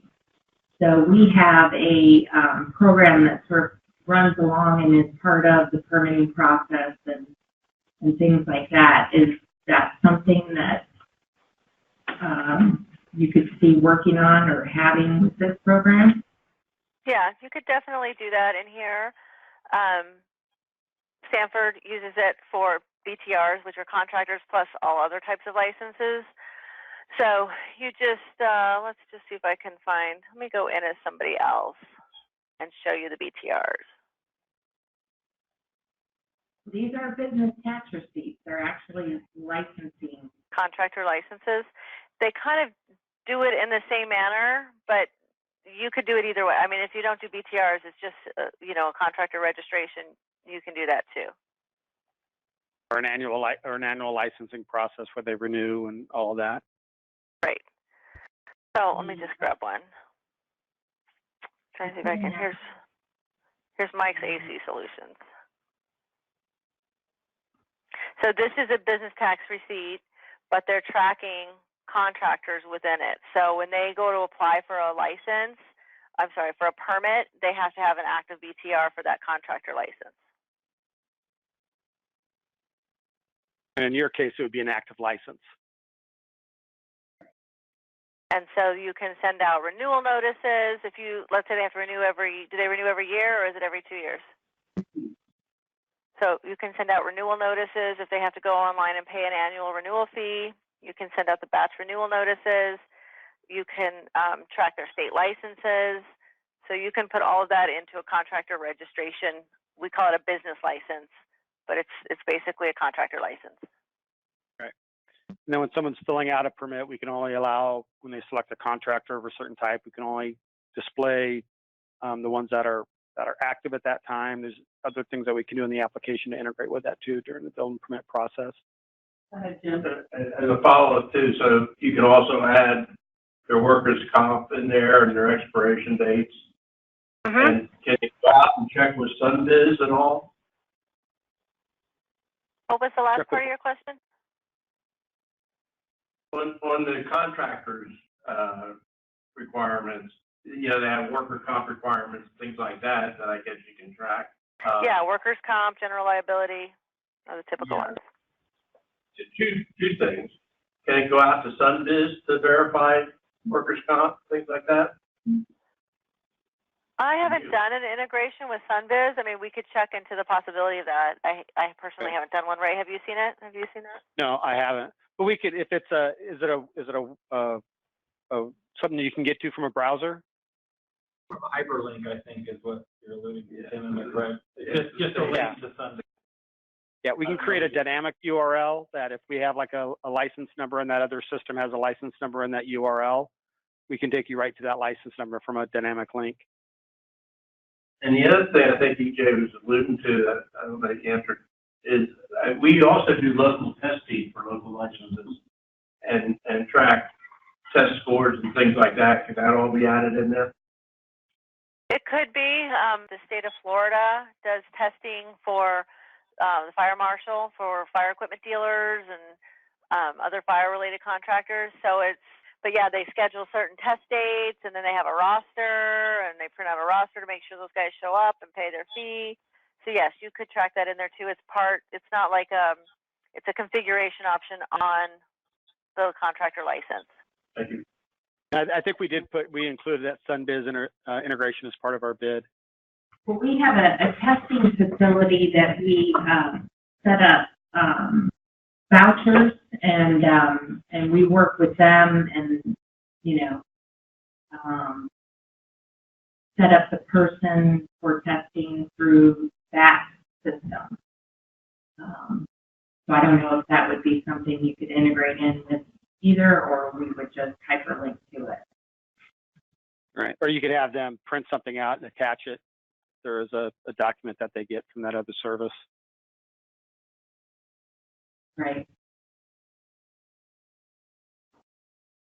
Any other questions? We didn't really look at like a rezoning type application, but I assume it goes through the process similar to any other review, except at the end of the day, there are public hearings that would occur. Is there anything in the system regarding public hearings and results of public hearings and just documents generated, that kind of thing?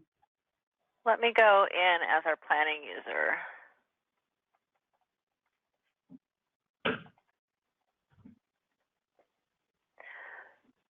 And let's go see, let's look for a workflow route.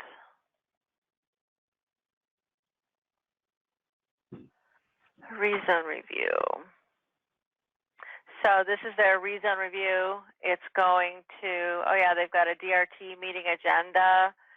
So it's going to the different reviewers, and then it looks like it goes to the DRT meeting, and then a review complete. So it's a similar process, but there's a separate item for that agenda. Let me see if there's an agenda report. Mike doesn't have any. So typically what you'll see on that is you schedule things for a certain date, and then you can run an agenda that pulls in everything scheduled for that day and prints it up with, the project synopsis and recommendations and things of that nature. So those are all custom applications, so we can make it look like your existing agenda. You have the ability to plug in, let's say you finally get a Board of County Commissioners date where it'll be decided, the rezoning will be decided, and then it'll automatically populate all those other fields that are that need to be accomplished prior to that, such as advertising, sign posting, whatever it is. Yeah, so you can create tasks that work backwards from a date. So if I scheduled the DRT, let's say it's the third Tuesday of the month, then I can have additional tasks in here. Let me just grab one. And then I can say that it should become due prior to the date of an activity.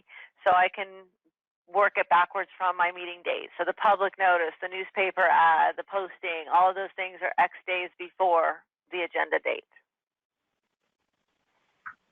Thank you. We did have an additional question. I think I mentioned it in the first half of our presentation, was the impact fees.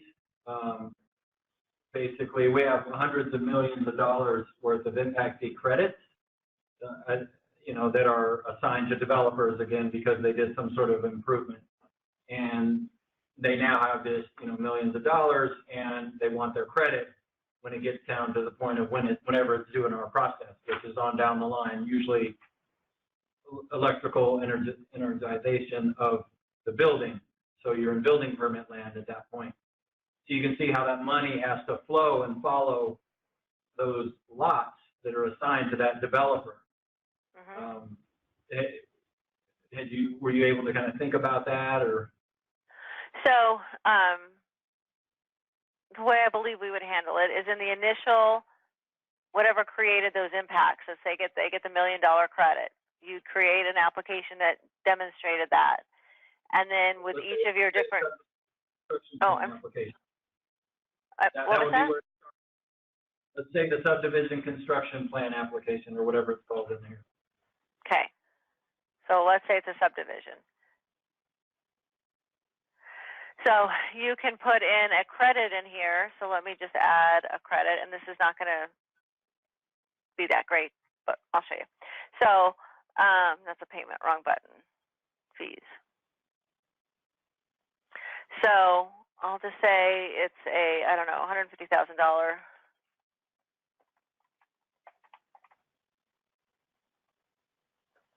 So we'd save that. So now they have a negative balance due or a credit on this application. We could apply that to all the other permits that come in after it, as long as it's the same logic that you define, same address, same contractor, however you want to make those rules. You could then apply this credit to those additional permits, so the sum adds up to zero once they've used them all up.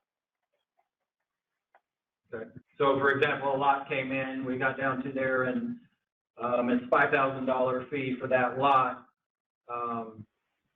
and then we'll just have it. It'll just automatically deduct from it.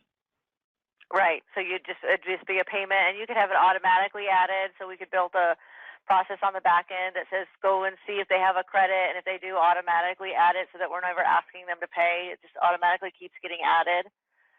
That would probably be the easiest approach, so that you're not dealing with it. If you want to manually apply them, if you want someone to review this and go, yes, this type of a credit applies, then I'm going to manually go add it to the building permit or whatever came up. Do you have the ability to add multiple types of credit and then draw down on the same application? Like, for example, we might have road credits, we might have school credits, sometimes park. Yeah, what you would do when I go into the add fees field, I don't have that many options here, but we would just add more. So you'd say credit road impact fee, credit whatever the different options are, and then they can all have their own GL code. So if you need to run reports on show me the total credits, for this date range on, this GL code, you can do that. I think at the end of the day, you still have trouble because you have to gear it into one parcel. And you have a lot of these have multiple parcel numbers. So that polygon issue really becomes an issue still. If you, on the subdivision, if you said it's these, 25 parcels, then you could do the check to see if the permit's on any of those 25 parcels, then apply the credit. So as long as you define the individual parcels that it fell into, I think you could still track it. For my own curiosity, because I'm missing something. Was there a discussion about depository accounts, or what we kind of refer to as like escrow type accounts for the, let's say, the electrical contractors?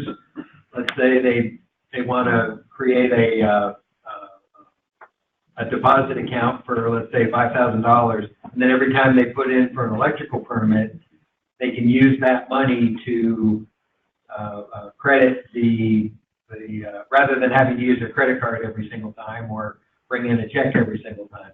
They just bring in a check once for a depository account. Right. It can work in a similar way. So if you've got that account set up, when you add the payment type, you can just have the depository account as an option there, and do a $5,000 to just pull it from that account to the next one.